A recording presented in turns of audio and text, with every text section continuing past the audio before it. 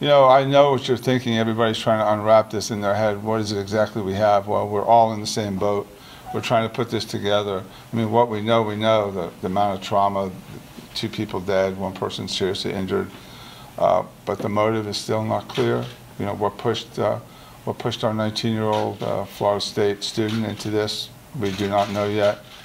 The deputy, when she arrived, observed our offender on top of the victim, our male victim, who is laying on the driveway leading into the garage. Taser. When she got there, she realized that the offender was actually biting the victim in the face and causing what turned out to be some substantial trauma to his face from bite marks.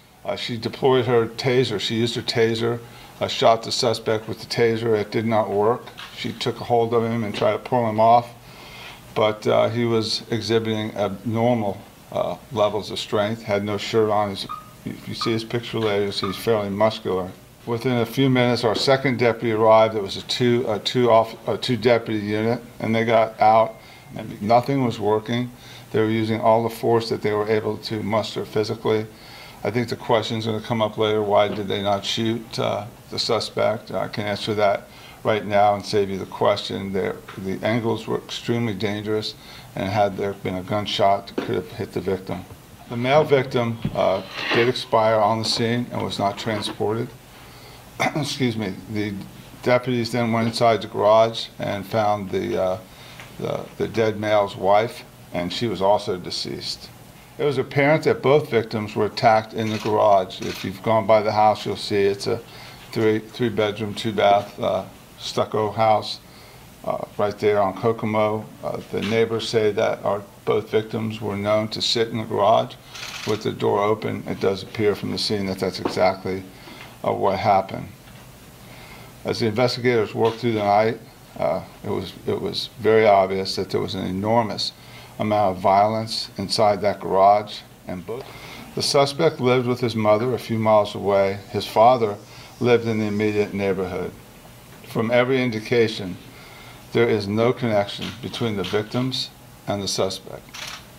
The suspect is currently in a Palm Beach County hospital under sedation, inexplicably as it sounds, like a completely unprovoked and random attack on 2 people that were sitting in their open garage. I know the question is going to be drugs, you know, what kind of drugs.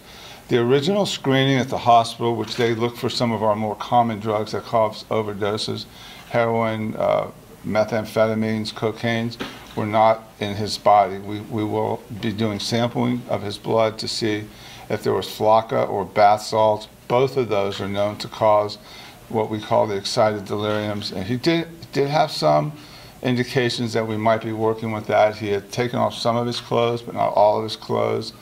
We know in our business that people on flocka or bath salts will do this type of behavior where they attack their victim and they do the biting and actually just remove pieces of flesh in the bites. He was, once he got to the hospital, he was making animal-like sounds and was somewhat incoherent.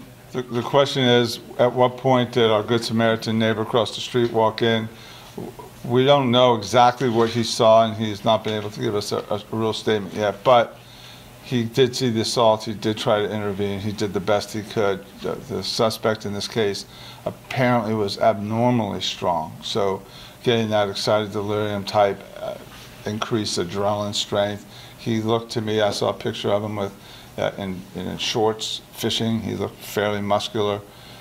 Somebody not feeling pain, not responding to a dog biting, not responding to repeated stuns from a taser, taking three, 4 deputies and an officer and a dog to get him off. That's somebody with a lot more strength than you would normally encounter. And obviously our neighbor witness was completely outmanned and outgunned in that. Yeah, that's probably the most enigmatic fact in this whole thing. He does not have any past. He was a student at FSU, and apparently getting good grades. Talking about his fraternity brothers, he had some friends from college that were here. After he left the restaurant prior to this attack, they were actually out in the neighborhood looking for him. His mom and dad had called the Jupiter Police Department to report they walked out and they were looking for him.